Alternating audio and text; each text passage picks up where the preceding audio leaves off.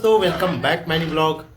सो दोस्तों आज के ब्लॉग में हम जाने वाले हैं अपने फ्रेंड की छठी प्रोग्राम में। सो दोस्तों काफ़ी मज़ा आने वाला है, बहुत दिनों बाद मिलने जा रहे हैं। तो पापा मुझे 6 दिनों में ना मुझे लेना 6 दिनों में ठीक है। सो दोस्तों राजा को भी उठाते हैं, उसको भी लेके जाएंगे। अकेला नहीं जाऊंगा क्योंकि थोड़ा रास्ता उबड़ खाबड़ है। और मेन बात वहाँ हमारे पास की एक फेमस जस मंडली का भी कार्यक्रम है तो उसको भी दिखाएंगे। और चलते हैं छठी प्रोग्राम में। छोटा बेबी के लिए कुछ गिफ्ट भी लेंगे। कौन छोटा बेबी? मेरी दोस्त का बेटी। अच्छा। सो दोस्तों चलते हैं, बने रहिए ब्लॉग में। मेरे चैनल में नए हो तो सब्सक्राइब करना, लाइक करना और कमेंट करना। चलते हैं डायरेक्ट। सो दोस्तों अभी चलता हूँ राजा को लेने उसके गांव, और वहाँ गिफ्ट वगैरह भी ले लेंगे बेबी के लिए। फिर वहीं से निकल जाएंगे दोस्त के यहाँ छठी कार्यक्रम में। बने रहिए ब्लॉग में।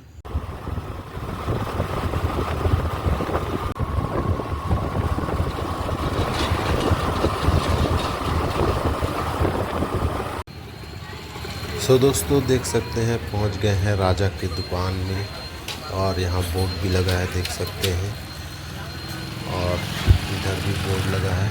सो दोस्तों अभी राजा आने वाला है, राजा आ गया है। फिर इसको लेके चलते हैं, जल्दी से शटर वटर गिराते हैं इसका दुकान का। मेरे वजह से दुकान जल्दी बंद करेगा आज। फिर उसके रूम में पहुंच गए हैं, बेबी के लिए गिफ्ट वगैरह भी रख लिए हैं। काफ़ी अच्छा गिफ्ट लिए हैं बेबी के लिए, अब वो देखेगा तो पता चलेगा कैसा लगा उसको। सो दोस्तों अब तैयार करवाते हैं इसको जल्दी से, क्योंकि टाइम भी हो रहा है वहाँ जाने में, रात हो रहा है। सुबह का कार्यक्रम है, हम लोग रात में पहुँच रहे हैं। सो दोस्तों देख सकते हैं राजा किस में सोता है, बेड में बेड में नहीं सोता है, ज़मीन में गद्दा लगा के सोता है। बोलता हूँ तुम यही अच्छा लगता है बोलता है। सो दोस्तों देख सकते हैं कितना सारा मोबाइल का बॉक्स है, पूरा मोबाइल का बॉक्स है तो गाइस। और लड़कों का रूम का हाल तो आप सबको पता ही है, ऐसे होता है सो दोस्तों पहुंच गए फाइनली अपने फ्रेंड का यहाँ छठी कार्यक्रम में। सो दोस्तों आगे बने रहिए ब्लॉग में, आगे का दिखाना।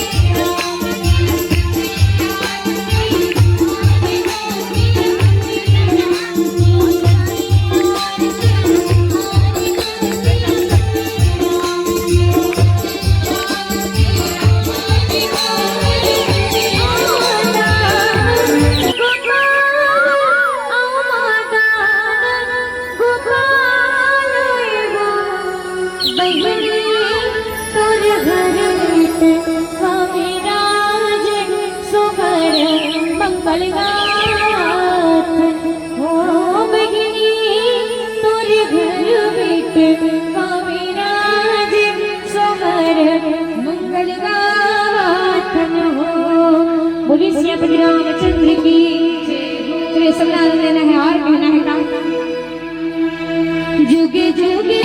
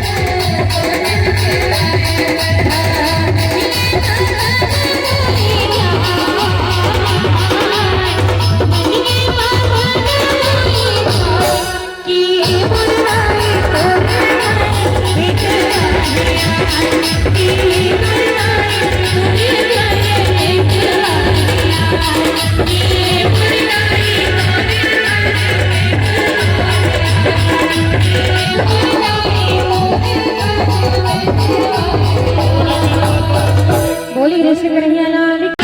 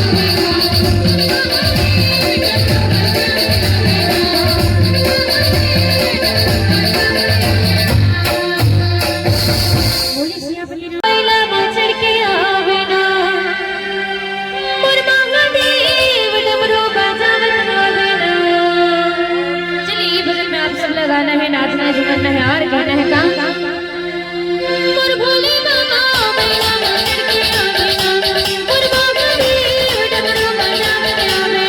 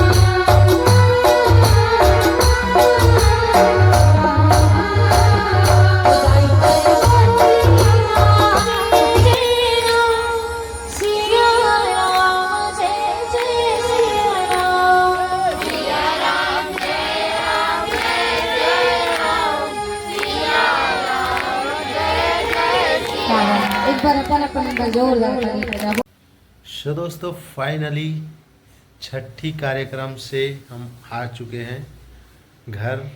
दोस्तों इस ब्लॉग को यहीं एंड करते हैं। आई होप कि ब्लॉग पसंद आए तो लाइक करना, चैनल में नए हो तो सब्सक्राइब करना। मिलते हैं नए ब्लॉग नए वीडियो के साथ, तब तक के लिए बाय, टेक केयर।